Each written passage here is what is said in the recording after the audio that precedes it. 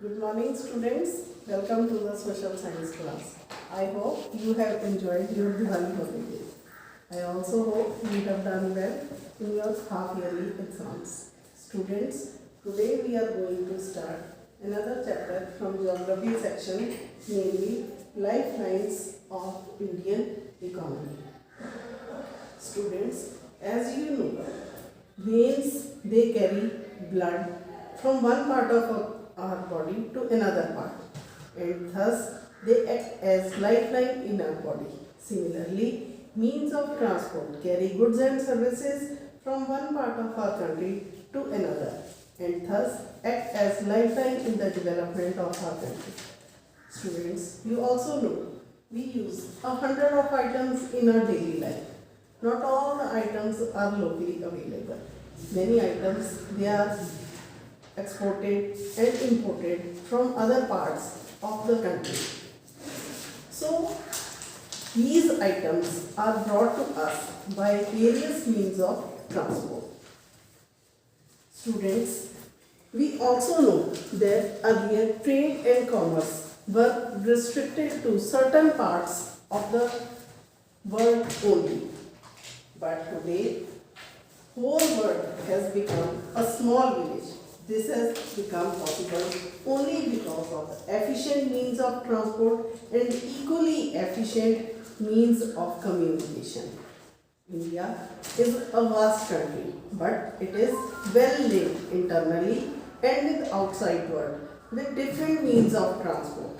These means of transport can be divided into three parts: land, water and air. Land means of transport can be subdivided into three parts, that is roadways, railways and pipelines. On the other hand, waterways can be divided into two parts: inland waterways, overseas waterways. Airways can be divided into two parts: domestic airways, international airways. Domestic airways can be subdivided into two parts, that is public domestic airways and private domestic airways. Public domestic airways are controlled and maintained by government. On the other hand, private airways, they are controlled and managed by private individuals.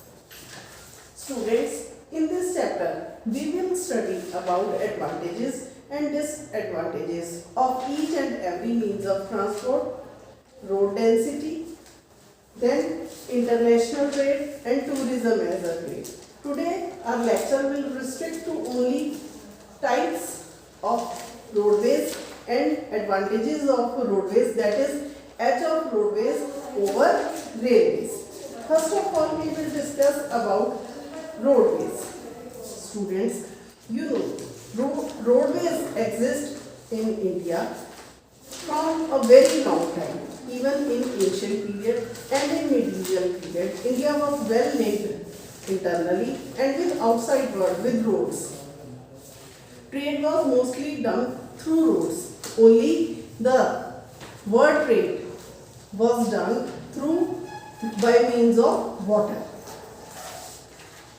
On the other hand, railway was introduced in India by the Britishers. So roadways precedes railways, and still today roadways have an edge over railways.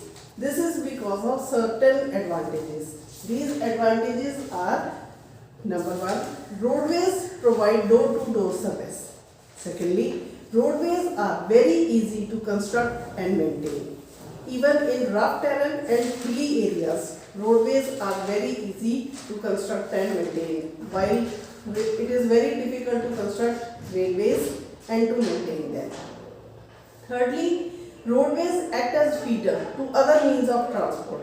If we have to go to airport or seaport or railway station, we have to use roadways.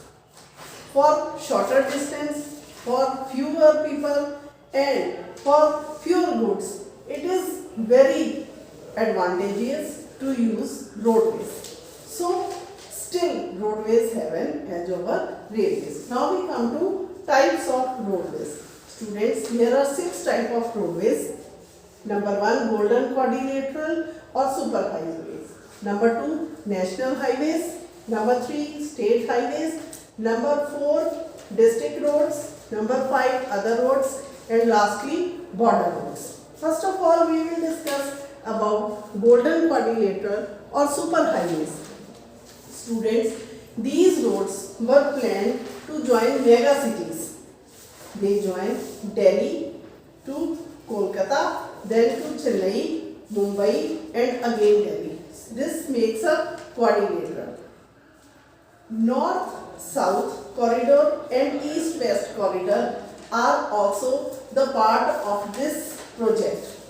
North-South corridor joins Srinagar with Kanyakumari and East-West corridor joins Silchar in Assam to Porbandar in Gujarat. Superhighways are constructed and maintained by National Highway Authority of India. Now we come to second type of roads, that is national highways. National highways joins extreme parts of the country. These roads are constructed and maintained by Central Public Works Department. There are number of national highways from north to south and east to west. National Highway number 1 joins Delhi to Amritsar. National Highway number 7 joins Varanasi to Kanyakumari. National Highway number 8 joins Delhi to Mumbai. And National Highway number 15 runs through most of the Rajasthan. Next comes state highways. State highways joins state capitals with district headquarters, and these roads are maintained and constructed by State Public Works Department. Now, number 4, district roads. District roads join district headquarters with other parts of the district, and these roads are constructed and maintained by Jila Parishad. Next, other roads. Other roads include rural link roads which join villages to towns and other villages. These roads are very important for the development of villages. These roads get special importance under Pradhan Mantri Gramin Sadak Yojana. Under this Yojana, each and every village of our country will be joined to a big town with all weather roads. Lastly come border roads.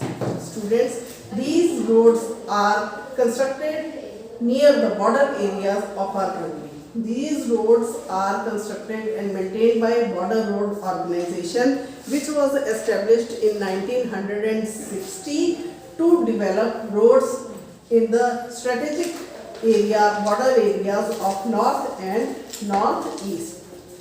These roads have provided us accessibility to rough terrain and has also led to the economic development of these regions. So this is enough for today. In the next lecture we will discuss about railways and pipelines. Till then, have a nice day, stay indoors, stay safe.